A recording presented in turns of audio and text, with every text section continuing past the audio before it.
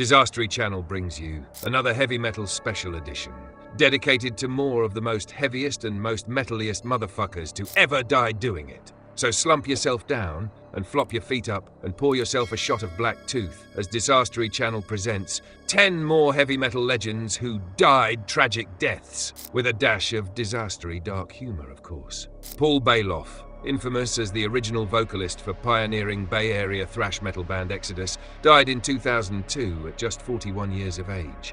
Baloff joined Exodus in 1982 after meeting original guitarist Kirk Hammett at a house party, and the two bonded over their shared love of punk rock and heavy metal. Hammett soon left to join Metallica after they fired lead guitarist Dave Mustaine for his raging alcoholism and douchebaggery. Baloff's stint in Exodus was short-lived. He was fired from the band shortly after the release of their 1985 debut album Bonded by Blood, which many die-hard thrash fans consider to be one of the best thrash albums ever. Baloff's vocals were raw, snarling and full of venom, making them a perfect match for the band's crushing riffs and chaotic energy. Songs like Bonded by Blood, A Lesson in Violence, and Strike of the Beast are pure thrash anthems. Baloff had a high-octane, no-bullshit attitude. He despised posers and glam metal and would literally incite a crowd to rip the shirt off a kid's back if they were stupid enough to show up to an Exodus show wearing a Motley Crue t-shirt. He was famous for being as mad as a cut snake, and being of Russian extraction probably made him that much more of a bloody loose cannon. He was unpredictable in interviews and was once quoted as saying, "Metal rules, and if you don't like it, die." Baloff was once kicked out of a gig he was playing for starting a pit too early and too violently during another band's set. Another time at a house party, he dove headfirst through a coffee table just to prove he was more metal than some other random dude.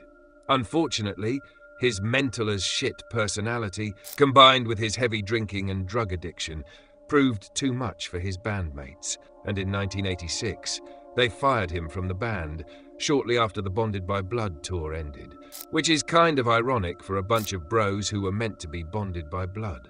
Baloff was never the same after his exit from Exodus, and he moonlighted for some other lesser-known metal bands and bummed around down by the beach like a homeless person.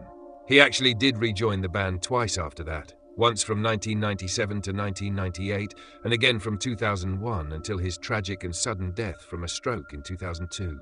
His death was mourned throughout the thrash metal scene, and his wild personality, intense vocal style, and no-compromise attitude helped define the raw, aggressive edge of early thrash metal. R.I.P. Paul Baloff.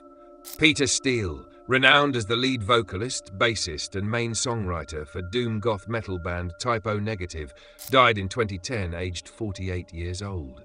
Type O Negative gained prominence with albums such as Bloody Kisses and October Rust, which featured a unique blend of dark, melodic tones and sardonic humor.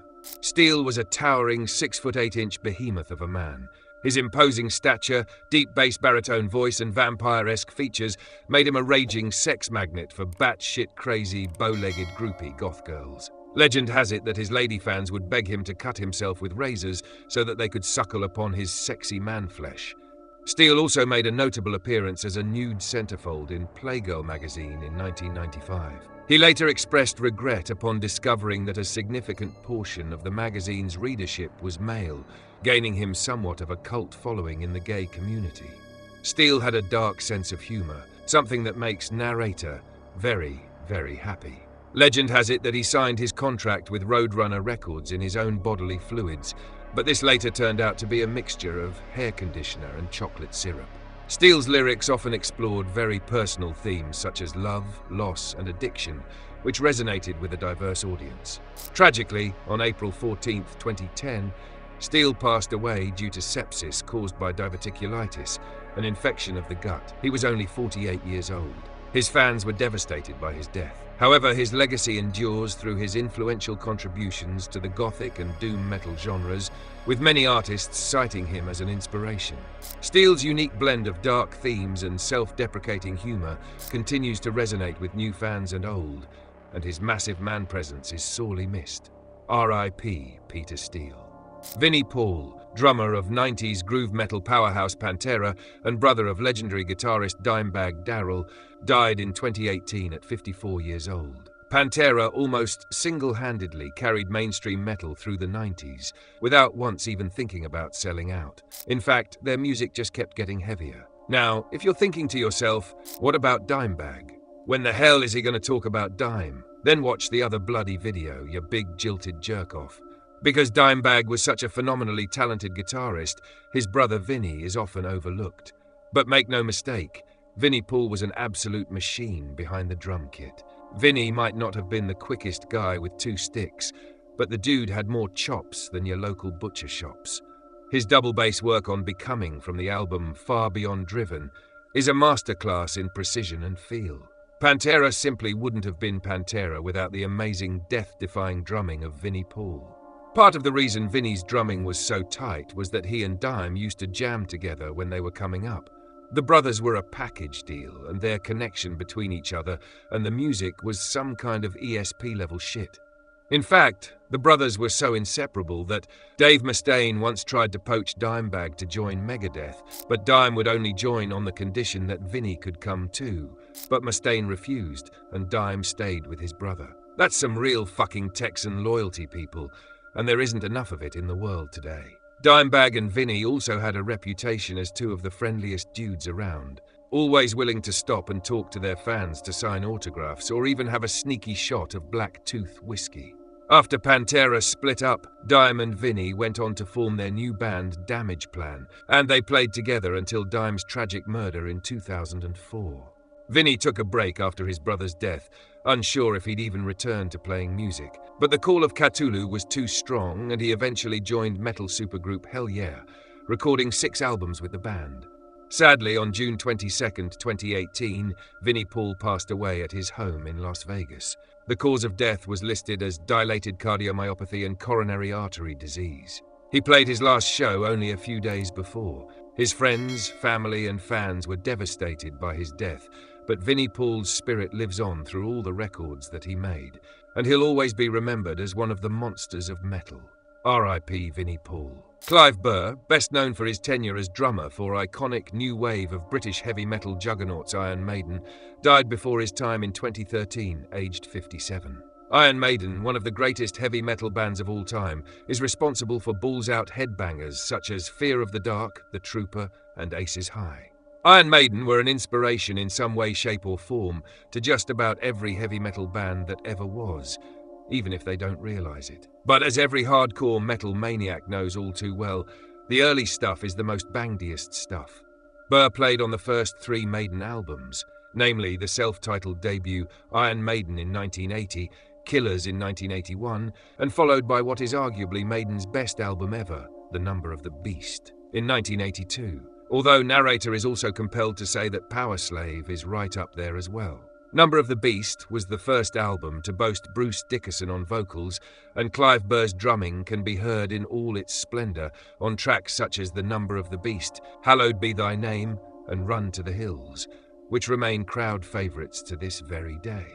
Burr may not have been the most technically gifted drummer by today's metal standards, which relies heavily on pedals, speed and double kick techniques, but he had a raw punk rock thrashy groove and feel, which separated him from his peers and set the stage for metal to come. Burr relied only on a single kick drum, but he still managed to make his brand of heavy metal drumming as fast and as heavy as a freight train. Unfortunately for Burr, he was fired from the band midway through the Beast on the Road tour in 1982. There is contention about why he left the band, with band members saying it was due to overindulgence in various vices.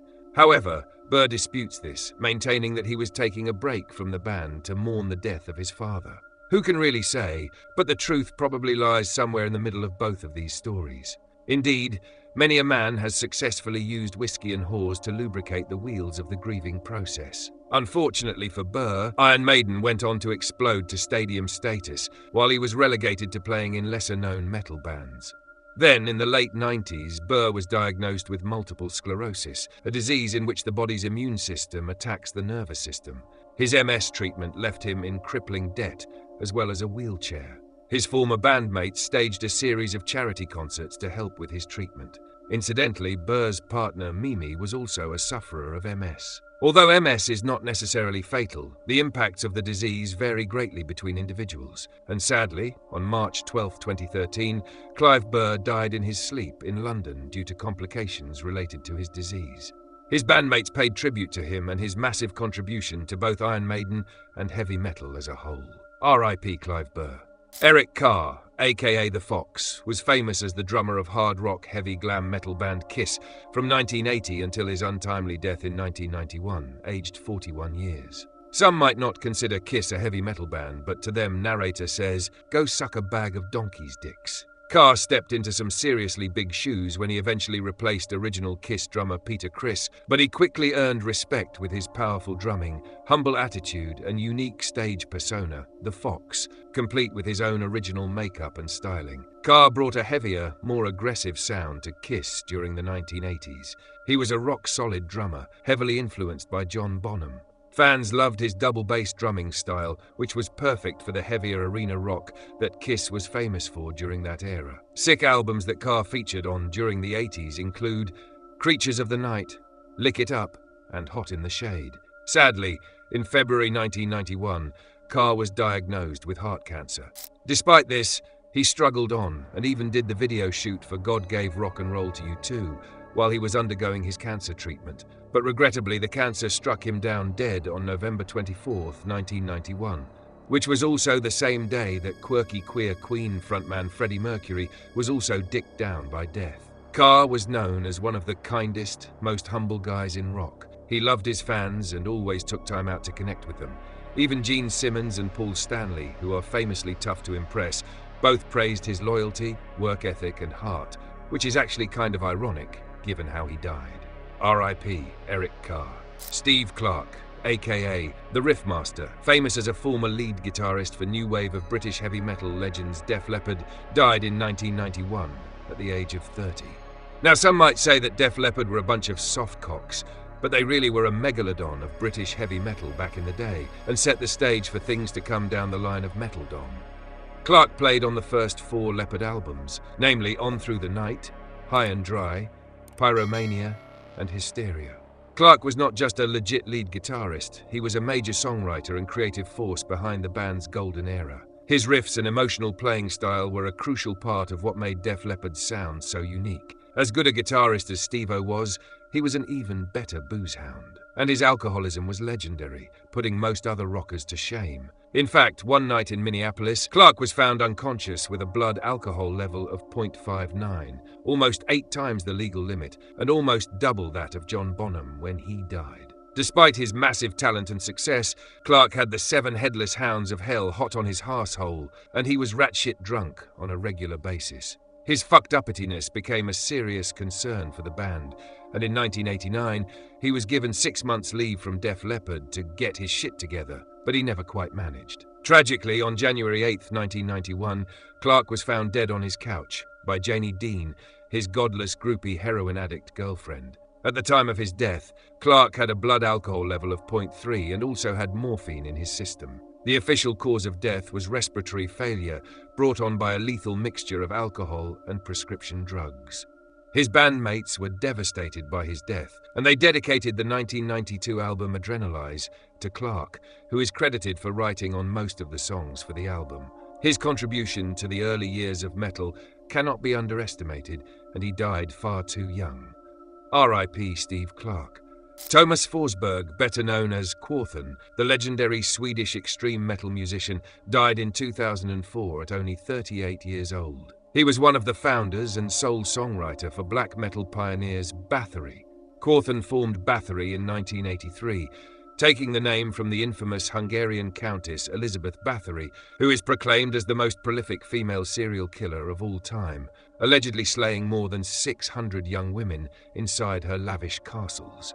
Legend has it that she believed that bathing in the blood of virgins would grant her eternal youth. As well as having a bloody badass name, Bathory is also credited with pioneering the subgenres of black metal, as well as viking metal. In the early years, Bathory released their self-titled debut, Bathory, followed by The Return and Under the Sign of the Black Mark. These albums went on to become classic black metal albums, shaping the genre for years to come. The reclusive Quorthon stopped touring in 1985, regarding it as a massive pain in the arsehole, preferring to focus solely on studio albums. The 1988 album, Blood, Fire, Death, marked a significant change in style for Bathory, sowing the seeds for what was to become Viking metal. By the time of the 1990 release Hammer Heart, Quorthon had gone all in on Viking metal. Never one to rest on his laurels, Quorthon banged out a couple more rollicking and rampaging Viking metal albums before pivoting style again, experimenting with folk metal and thrash metal styles to create something completely unique. Over 2 decades, Bathory released 12 studio albums in total, as well as a bunch of compilation albums, making them one of the most prolific and influential metal bands in the game. Tragically, on June 3, 2004, Quorthon was found dead in his apartment in Stockholm. The cause of death was a congenital heart defect. Condolences and tributes poured in, and the following month, several members of the Norwegian black metal scene gathered to perform Bathory songs in a set titled A Tribute to Quorthon at the Hole in the Sky Festival in Bergen, Norway. Quorthon lives on through his music, which just goes to show that you cannot stop the Bathory. R.I.P. Quorthon. Jani Lane, best known as the lead singer and main songwriter for the glam hair metal band Warrant, died in 2011 at only 47 years old. Warrant was famous for tracks such as Cherry Pie, Heaven, and Uncle Tom's Cabin, as well as the criminally underrated Bitter Pill acoustic version. But really, the one song that stabbed us all fair up in all of our heart cockles was I Saw Red, a song that Lane wrote about walking in on his best friend banging his girl, which triggered Lane to have a nervous breakdown. Legend has it that the other dude might have been Richie Sambora from Bon Jovi or Bret Michaels from Poison. Either way, that girl is a godless Jezebel to be cast down with the sodomites. At least one positive from the whole Sorry situation is that it resulted in one of the best power ballads of the 90s. With his big blonde hair, signature voice, and charismatic stage presence, Lane became one of the faces of hair metal right up until grunge arrived in the mid-90s and kicked the entire Sunset Strip scene's teeth out. Lane lived the classic live fast, die young rock and roll lifestyle, full of fame, fortune, and excess, followed by the almost obligatory heartbreaking downfall. After Warrant's commercial decline, he struggled with depression, legal troubles, and rehab stints. Lane also had a tumultuous personal life, including failed marriages to Bobby Brown and Rowan Brewer. By the mid-90s, he had completely fallen out with his bandmates in Warrant, which led him to attempt a solo career. However, his substance abuse issues derailed his comeback attempts. Tragically, on August 11, 2011, Jani Lane was found dead in a Comfort Inn motel in Woodland Hills, California. He was only 47 years old. The cause of death was officially ruled as acute alcohol poisoning. An empty bottle of vodka and prescription medication were found near his body. Lane reportedly had no ID on him, just a handwritten note in his pocket that read, "I am Jani Lane."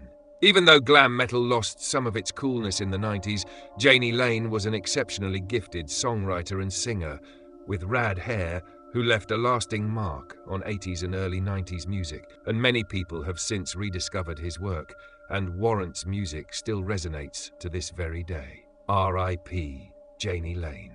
Wayne Static, best known as the lead vocalist, rhythm guitarist, and keyboardist for industrial metal band Static X, died tragically in 2014 at the age of 48. Static X gained prominence in the late 90s with their debut album, Wisconsin Death Trip, which showcased a fusion of industrial metal and nu metal elements. The band toured relentlessly after its release, and the album achieved platinum status, featuring notable tracks like Push It. Subsequent albums, including Machine and Shadow Zone, further solidified Static X's place in the metal scene. And then there was that sick collab they did with Linkin Park. Wayne was known for his distinctive vertical hairstyle and chin-tail beard. "I don't wash my hair for like 5 days, then I glue it up," said Wayne. "I use that old-school 80s Aquanet pink can. That's the magic formula." Wayne was a party animal and a fan of boxed wine, which he referred to as boxed deliciousness. It was common for him to show up to parties with a full box under his arm, like it was a prized possession. He'd chug it straight from the tap and tell people that it was more metal than beer because it lasted longer and got you drunk faster. Wayne was also a huge video game nerd, and was particularly into PlayStation and classic RPGs. His wife, Tara Ray, a former adult actress, claimed he'd sometimes disappear for days into Final Fantasy marathons and only come out of his room for pizza and boxed wine. In 2011, Wayne released a solo album, Pig Hammer, marking a departure from the traditional Static X sound and exploring new musical directions.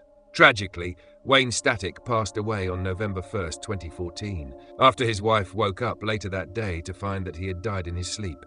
An autopsy later revealed that his death was caused by multiple prescription drug toxicity, including painkillers, anti-anxiety meds, and of course, boxed wine.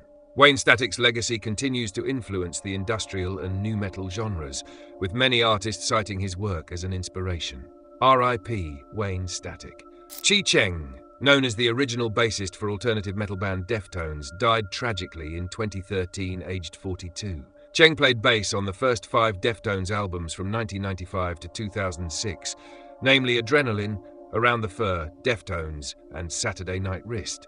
But it was the 2000 album White Pony that really catapulted Deftones into commercial and critical success. Cheng was not your typical metal musician. During his university years, he became a vegetarian and converted to Buddhism, while also dabbling in Taoism and shamanism. In addition to his music, he also wrote poetry and recorded a spoken album, The Bamboo Parachute, the proceeds of which were given to charity. Shockingly, in November 2008, while returning from his brother's memorial service in Santa Clara, California, Cheng was seriously injured in a car crash. His car flipped 3 times after colliding with another vehicle going 60 miles per hour. Cheng, who was in the passenger's seat, was not wearing a seatbelt and was ejected from the vehicle. His sister May, who was also in the crash, held her brother's head until help arrived, but the crash left Cheng in a coma. In 2010, Cheng began to show considerable improvement and was later discharged to continue his recovery at home. However, tragically, on April 13, 2013, he died from cardiac arrest. Now, narrator really can't stand Deftones or any of that new alt sideways metal codswallop, but Cheng was a pretty nice dude by all accounts, and nobody deserves that shit. R.I.P. Cheng. You want one more? Okay, we'll do one more. Alexei Laiho, infamous as the lead guitarist, vocalist, and founding member of melodic death metal band Children of Bodom, died in 2020, aged 41. Laiho is known for his sick, intricate technical leads, crushing riffs, and metal-as-fuck vocals. Born in Finland, Laiho started playing violin at the age of 7 and guitar at the age of 11. A big guitar influence was German power metal band Helloween, but he also cites other influences such as Manowar, Judas Priest, and Wasp. He soon became interested in more extreme forms of metal, mainly black metal, and a metal god was born. Laiho founded Children of Bodom in 1993 under the name Unearth when he was in high school. The band soon changed the name to Children of Bodom, a reference to the Lake Bodom murders, a notorious unsolved triple murder case that occurred in Laiho's hometown of Espoo, Finland. Laiho and Children of Bodom were prolific, releasing 10 studio albums, 2 live albums, and 1 compilation album, as well as 3 demos under their previous moniker, not to mention the various other side projects Laiho was also involved in. Most hardcore fans agree that their 2 best albums are Hatebreeder from 1999 and Follow the Reaper from 2001, but they found more mainstream notoriety with Are You Dead Yet in 2005. Children of Bodom are more melodic than a lot of metal bands, which makes them more accessible to fans of older metal styles such as thrash metal, and this is something that makes narrator very, very happy. However, as much as Laiho liked to smash out majestic melodic death metal anthems, he liked to smash the sauce bottle even harder. Unfortunately, his heavy drinking and substance abuse caught up with him, as it did with so many of his fellow metalheads. Laiho died on December 29, 2020, due to pancreas and liver degeneration resulting from years of alcohol abuse. His passing prompted many tributes from the global metal community, honoring his significant contributions to the genre and his exceptional talent. R.I.P. Alexei Laiho. For the next video, click here, and make sure you like and subscribe. Thank you for watching, and stay disastrous.